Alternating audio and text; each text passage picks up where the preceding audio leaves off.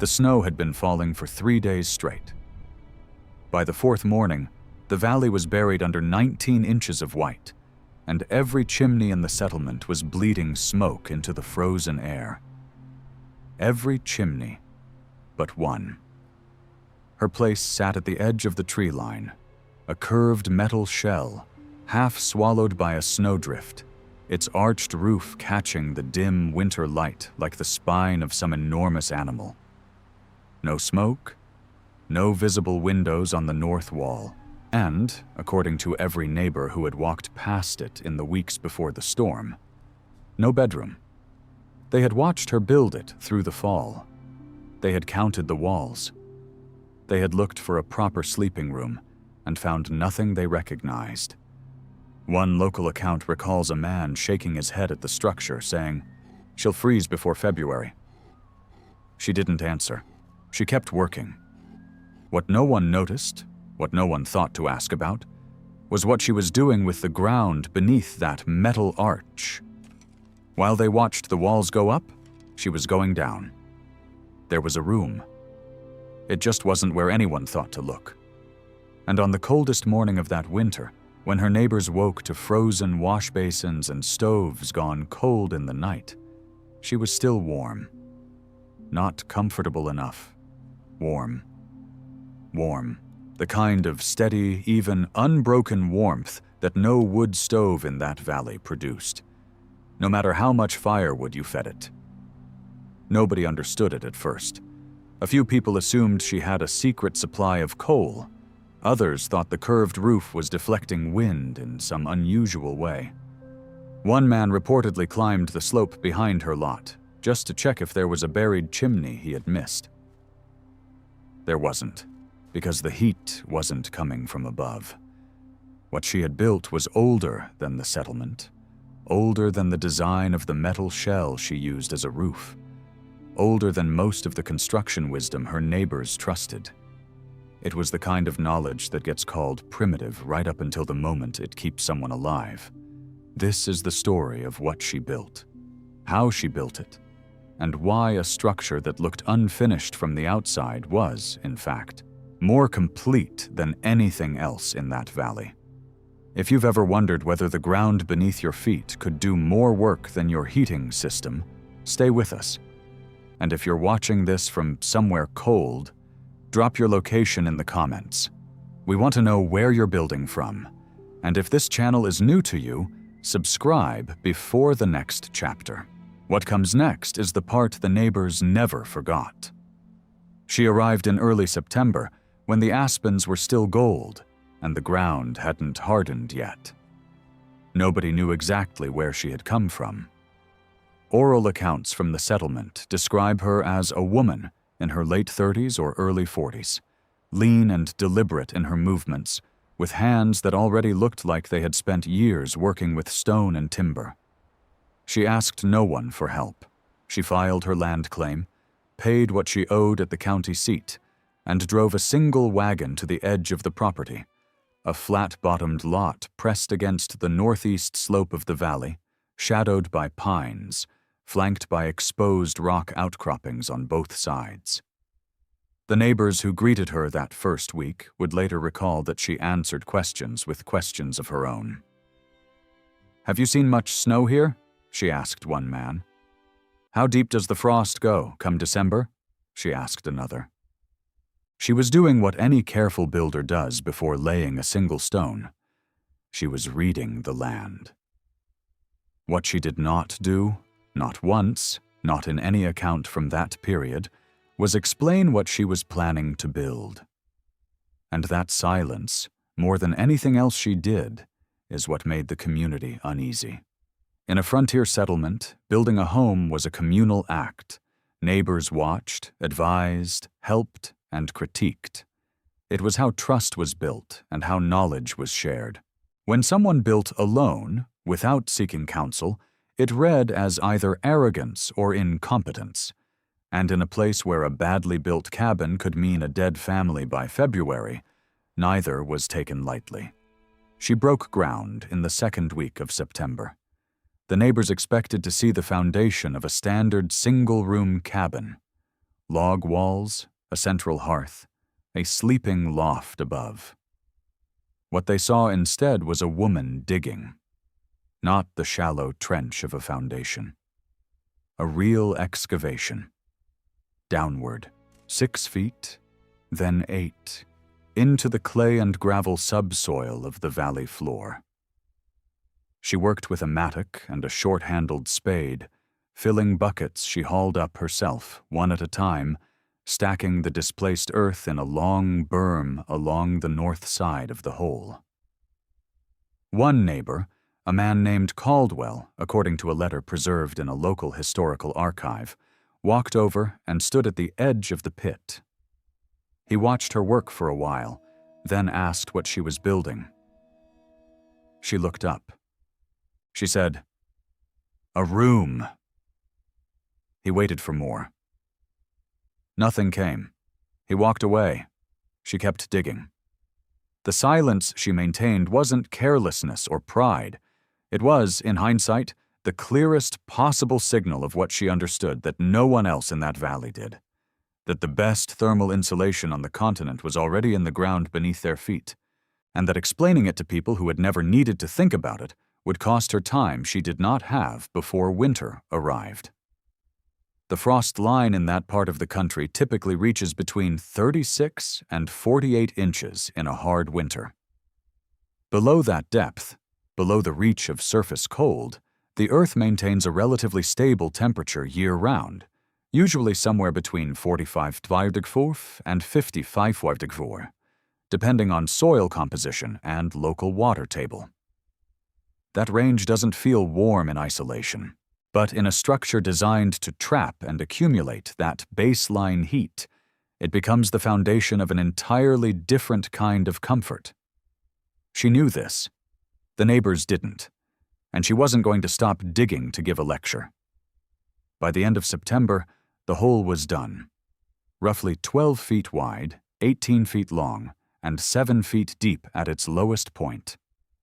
The walls were shored with rough-cut timber planks, the floor tamped smooth and covered with a layer of crushed gravel for drainage.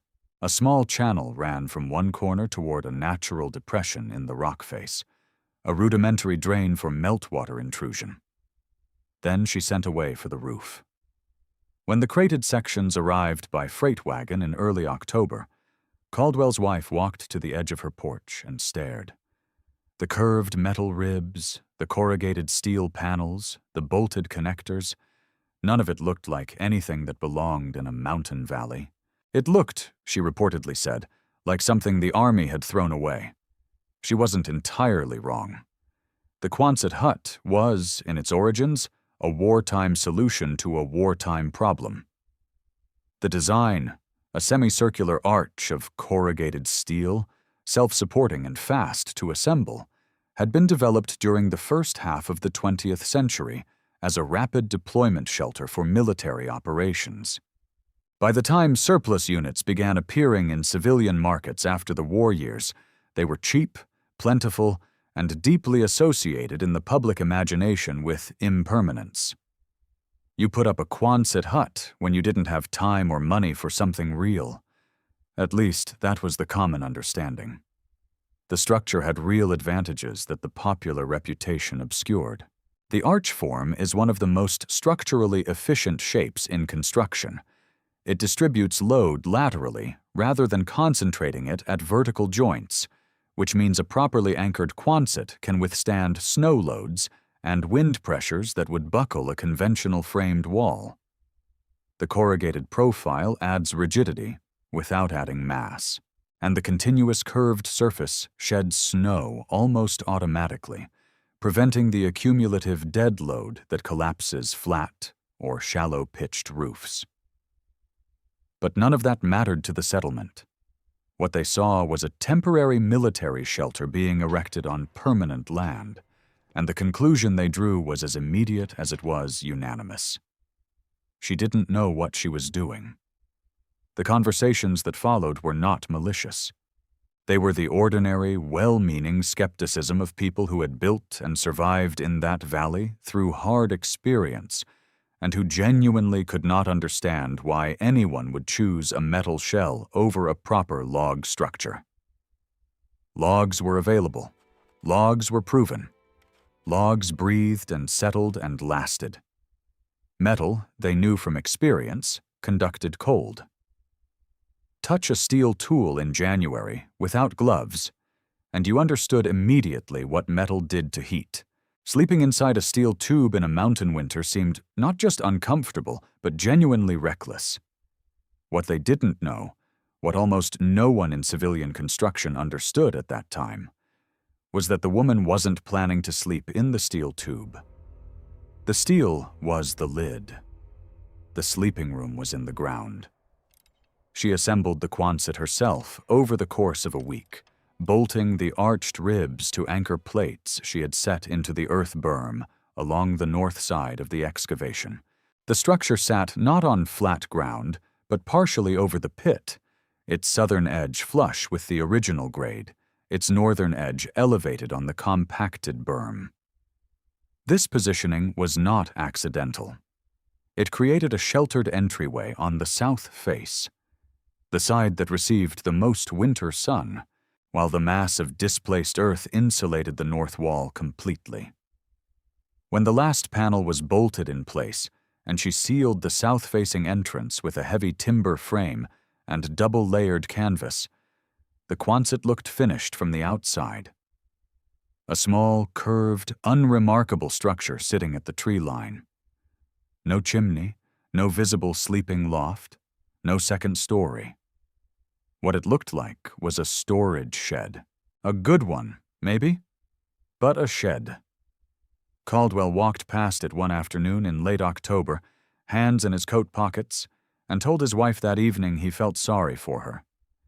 She'd spent a full month of labor on something no one could live in. He figured she'd be asking to bunk with someone before the first hard freeze. He was wrong by about 4 months. What Caldwell and the rest of the settlement had never seen, had never been invited to see, was what existed below the floor of that metal arch. The entry to the underground room was not dramatic.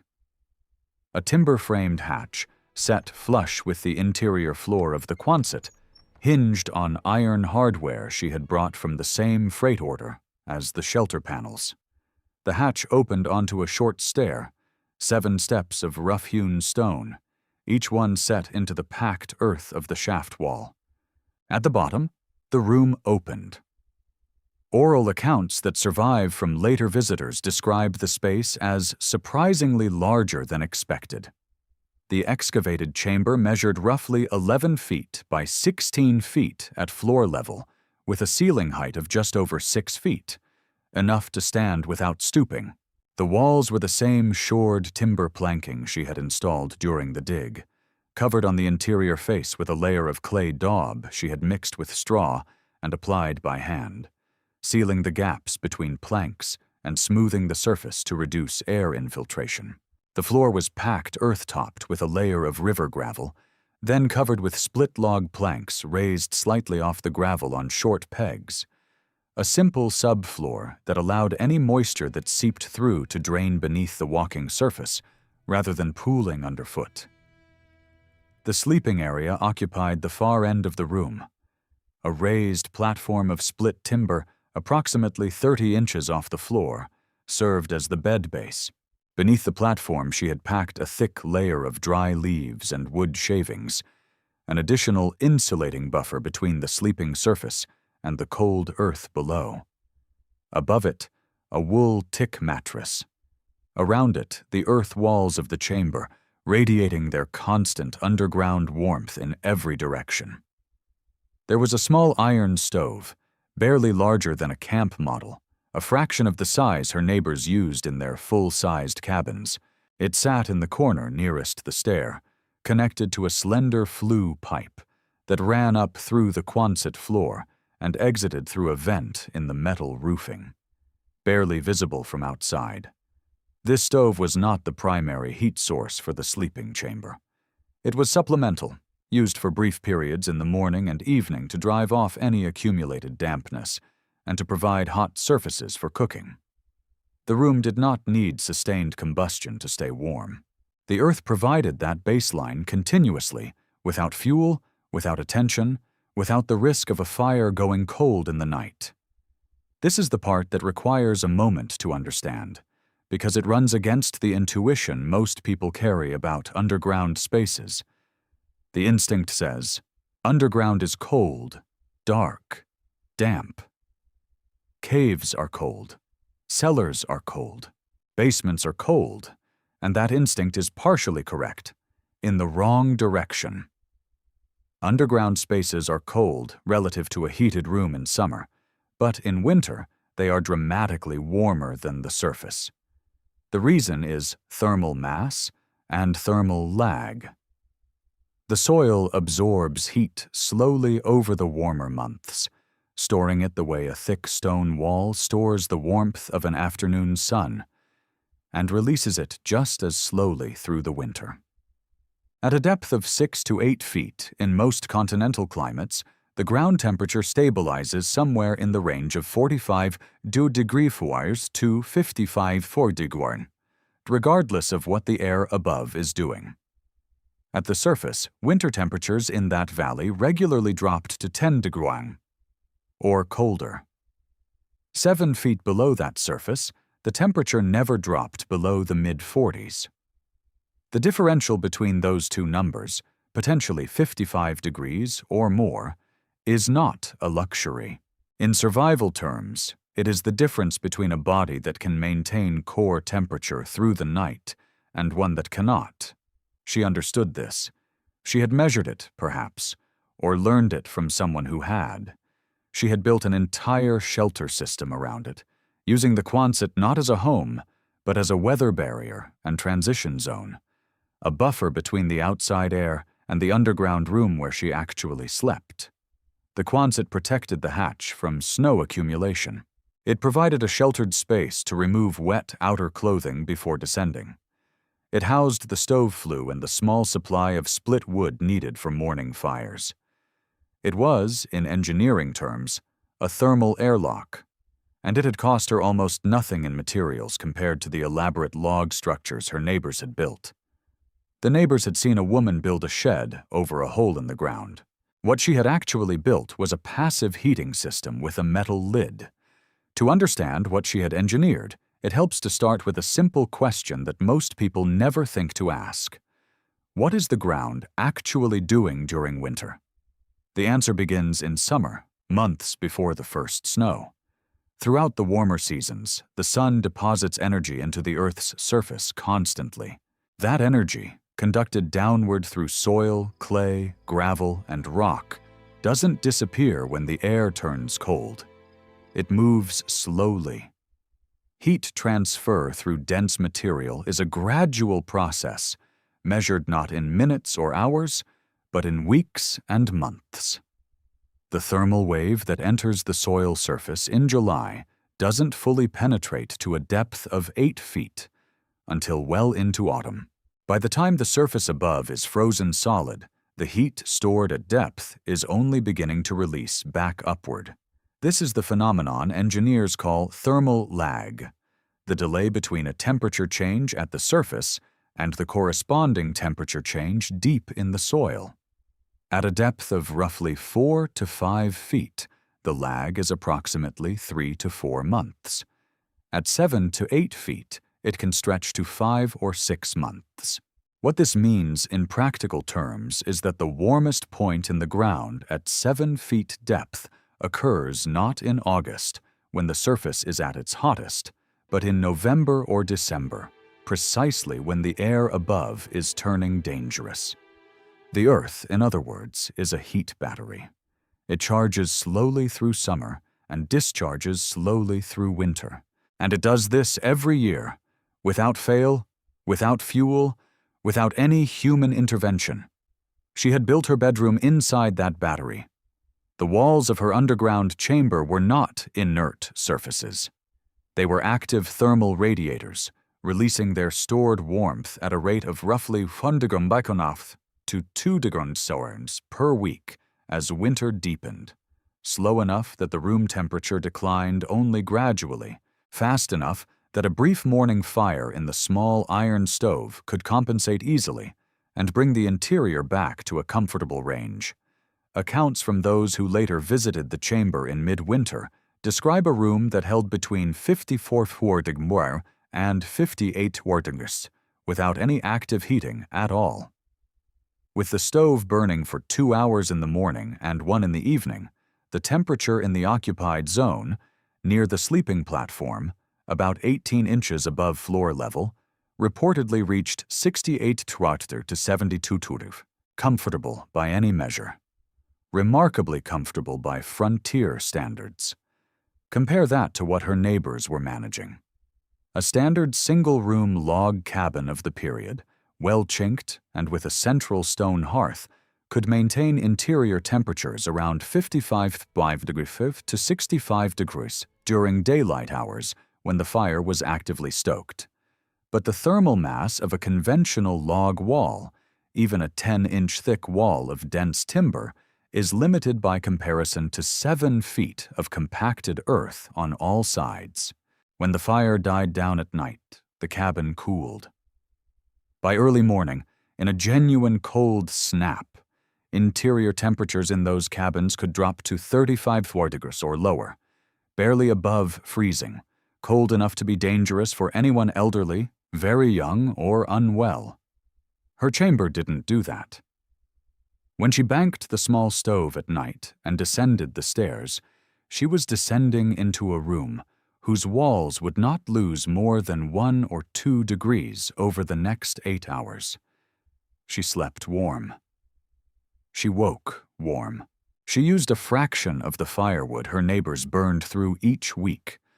Local accounts, while imprecise in the way oral history often is, suggest that her monthly wood consumption ran to roughly 1/3 of what a comparable single-occupant cabin required, perhaps 2 to 3 rick of split hardwood for an entire season, compared to the 6 to 8 rick neighbors estimated burning through a similar winter. The small stove was, by design, almost incidental. She wasn't heating the room. She was nudging it. The room was already heated by the planet. What she had built was not primitive. It was precise.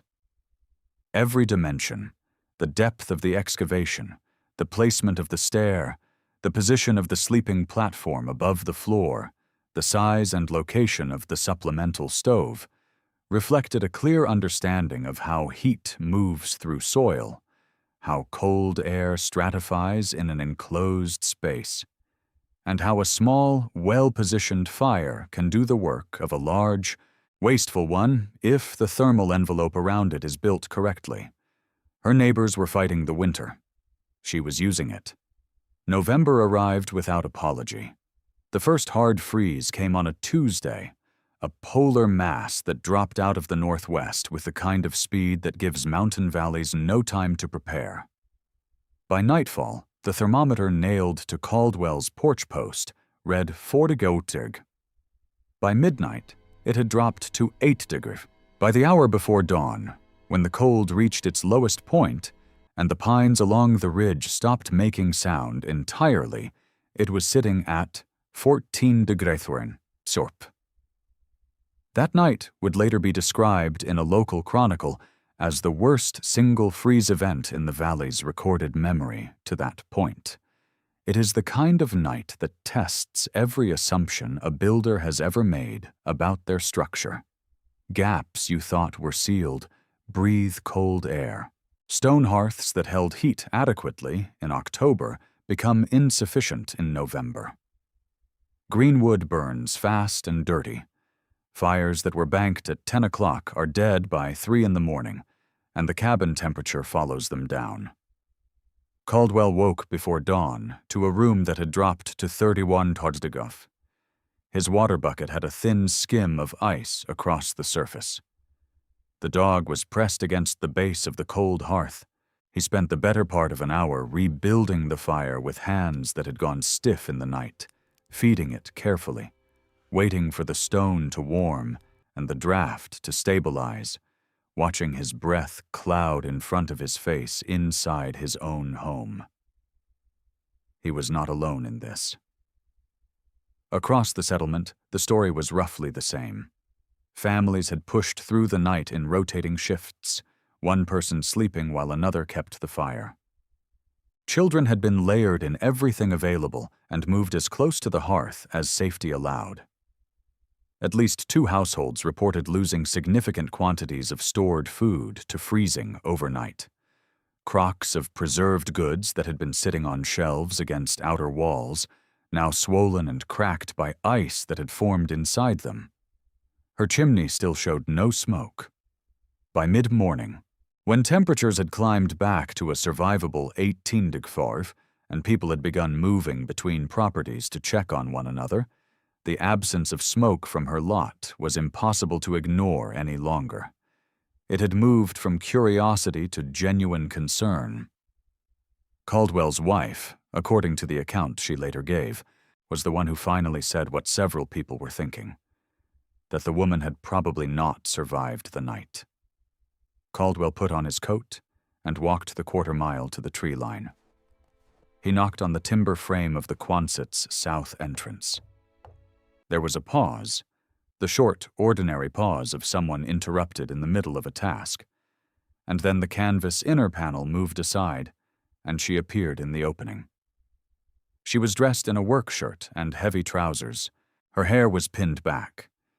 She was holding a tin mug of something hot, and she looked, by every account Caldwell would give for the rest of his life, completely untroubled. He stood there in the cold, staring at her. He asked if she was all right. She said she was fine.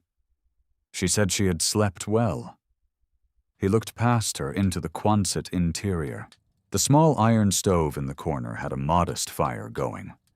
Not the urgent, maximum draft burn of a structure trying to recover heat, but the calm, low burn of a supplemental fire on a manageable morning.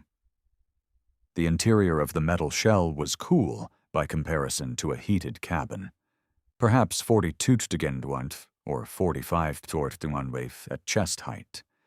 But the hatch in the floor was open, and rising from it was the unmistakable warmth of a room that had never gone cold. Caldwell would later describe the sensation of standing at that open hatch as one of the strangest moments of his building life. The air coming up from below was warm, not stove warm, earth warm, steady even, and deep, the way a stone holds warmth long after the fire beside it has gone out. He could feel it on his face from 3 feet away. He asked if he could look. She stepped aside. He went down the 7 stone steps. And what he found at the bottom was a room that, according to his own later account, had stayed at approximately 50 feet to 2 degrees through the coldest night the valley had ever recorded, entirely without a fire, entirely without any human intervention, sustained only by the slow thermal release of the earth surrounding it on all 5 exposed surfaces. 52 degrees. When his own cabin had dropped to 31, he stood there for a long moment. Then he climbed back up the stairs. He thanked her. He walked home. And that evening, he told his wife that the woman at the tree line knew something about the ground that none of them had ever stopped to think about. Word travels fast in a small settlement, and faster still when what's being reported seems impossible. By the afternoon of that same day, 3 more people had made the walk to the tree line. By the following morning, it was 6. She let them come. She answered their questions directly and without elaboration, the same economy of words she had used since September, except now the questions were different. Before, people had been asking what she was building. Now they were asking how. The visits followed a pattern. They entered the Quonset. They felt the temperature differential. The metal shell was cool, drafty in comparison to a proper cabin, exactly what they had expected. Then they saw the hatch. Then they descended. And somewhere on those 7 stone steps, between the cool air of the Quonset floor and the warmth rising from the chamber below, their understanding of what she had built shifted entirely. The physics of what they were experiencing was simple, even if the implications took longer to absorb. Cold air is denser than warm air. It sinks. At the bottom of the stair, the warmest air in the underground chamber, the air that had been heated by contact with the earth walls and held at the upper level of the room by gentle convection, was waiting. It wasn't escaping upward through the hatch quickly, because warm air rises only when it has somewhere cold to go, and the hatch opening was narrow. The chamber retained its thermal envelope with a remarkable efficiency that no log wall of conventional thickness could replicate. Visitors described the room in terms that share a consistent quality across multiple accounts. Surprise at the absence of dampness, surprise at the evenness of the warmth, surprise at how much larger the space felt than they had imagined from outside. The clay daub wall treatment she had applied over the timber planking had done its work. The surfaces were smooth, dry to the touch, and faintly warm. The split-log subfloor kept feet off the cold gravel beneath. The raised sleeping platform kept the body out of the coldest air stratum near the floor. Every detail was purposeful. One woman, according to an account relayed through oral history, ran her hand along the east wall of the chamber and held it there for a long moment. She said, quietly, that it felt like touching the inside of a bread oven hours after the fire had gone out. That description is more accurate than it might sound. The earth walls were doing exactly what a masonry oven does, absorbing heat during the warmer period, then releasing it slowly and continuously into the enclosed space. The difference was that the warmer period for the earth walls was the entire preceding summer, and the release would continue, steadily, for months. The small iron stove, when she lit it, brought the occupied zone of the room from the mid-50s degrees to a comfortable 68 degrees to 70 degrees within roughly 45 minutes. That rate of warming is faster than a conventional cabin hearth achieves in a room of similar volume, because the chamber had no cold air infiltration from the outside. No gaps in log chinking, no imperfect door seals, no north window bleeding cold through its frame. The envelope was earth. Earth doesn't gap. Earth doesn't shrink in the cold. Earth doesn't lose its seal when the temperature drops 60 degrees overnight. Caldwell, who had come back for a second visit with two of his neighbors, asked her during this second gathering where she had learned to build this way. The question carried genuine respect now, not the earlier skepticism, not the pity. She thought about it for a moment and gave an answer that different accounts render slightly differently, but which converges on the same essential point. She said she had seen it done before. She said the people who first showed her the idea had been doing it for a very long time before any of the settlers arrived. The room went quiet after that. Not an uncomfortable quiet, a thoughtful one.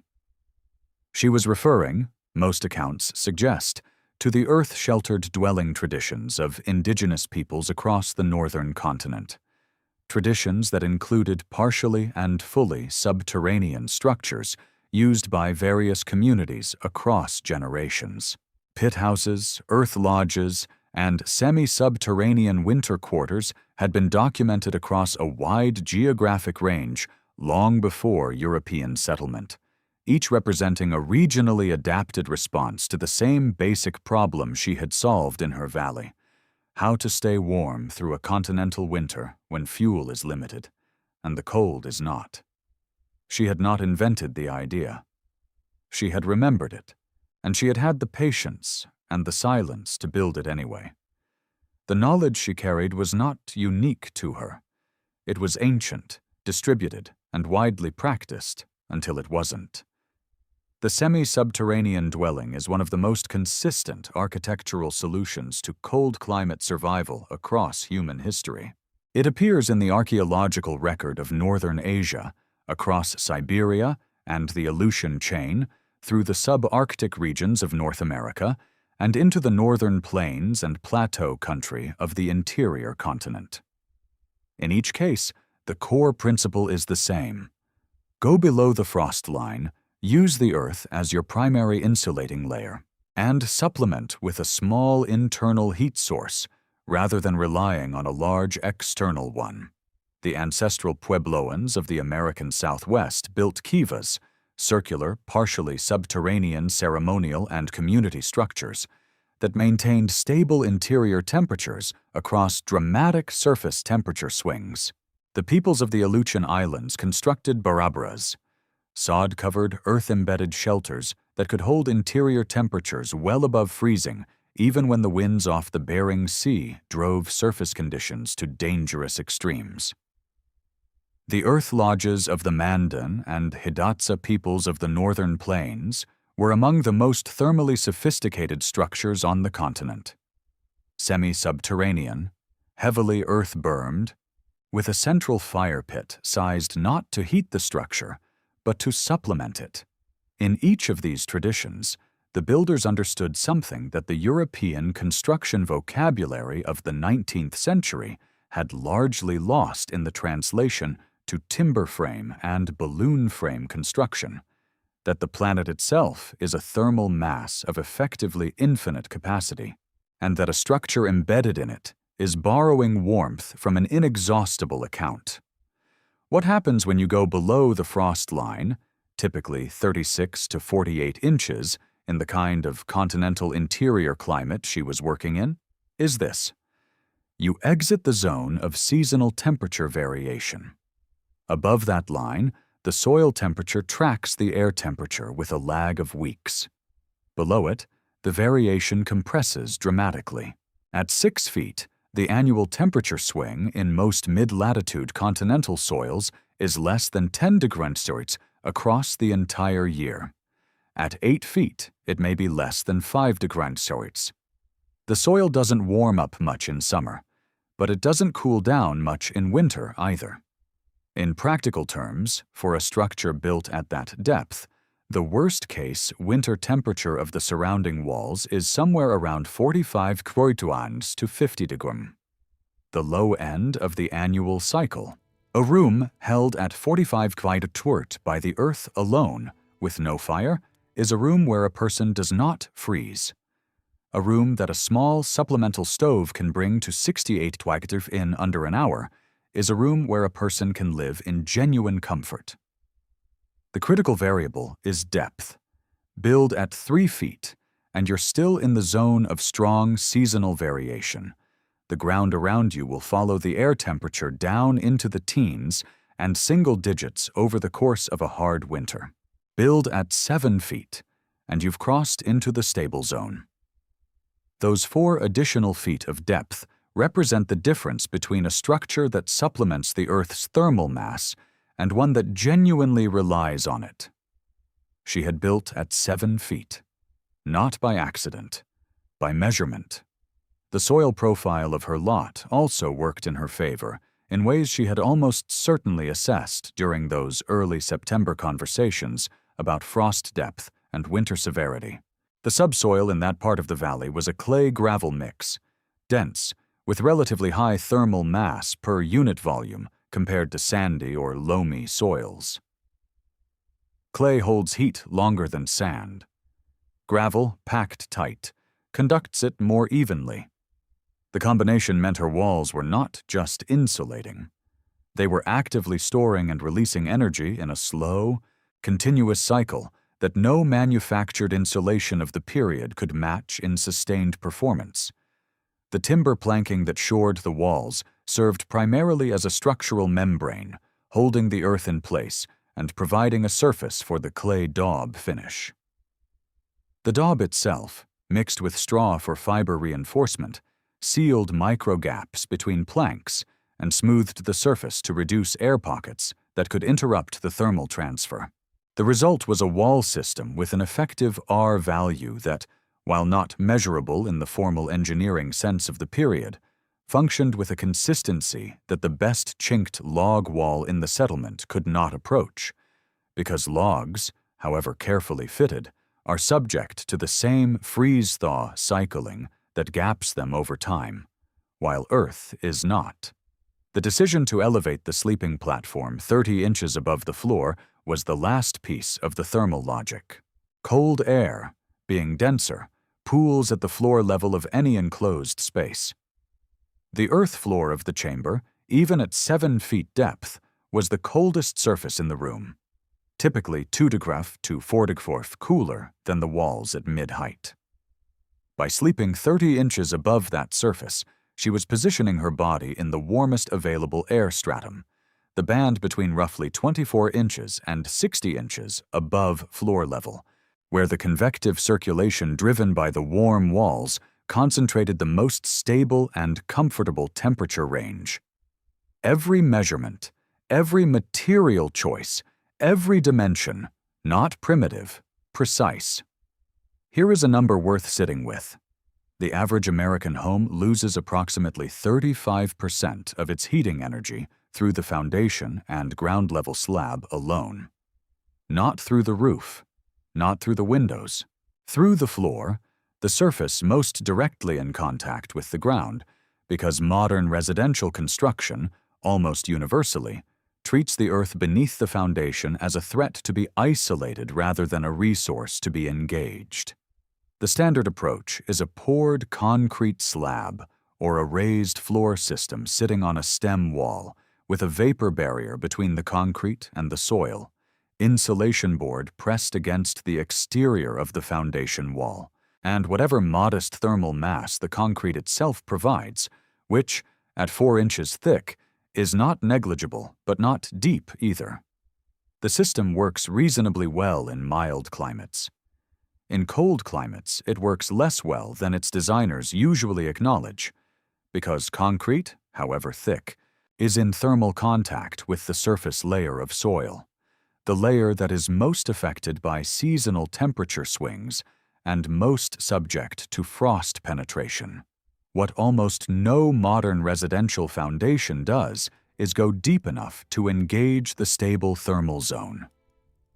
Deep foundations for structural reasons, driven piles, caissons, drilled piers, routinely reach 20 or 30 feet into the soil. But they are there to resist lateral and vertical loads, not to harvest thermal mass. The living space above them sits at grade, exposed to full atmospheric conditions on 4 sides and above, with only the minimal earth contact that a standard 8-inch stem wall provides. The result is a structure that must be actively heated from a cold baseline every time the outdoor temperature drops, relying entirely on mechanical or combustion systems to maintain interior comfort, burning fuel continuously through the night, even when no one is awake to benefit from the warmth. She burned 2 to 3 rick of hardwood in an entire winter season. Her neighbors burned 6 to 8. The difference was not the efficiency of her stove. The small camp model iron stove she used was, if anything, less efficient than the larger hearths her neighbors ran. The difference was that she was not heating a cold room. She was adjusting a room that the earth had already preconditioned to a survivable baseline.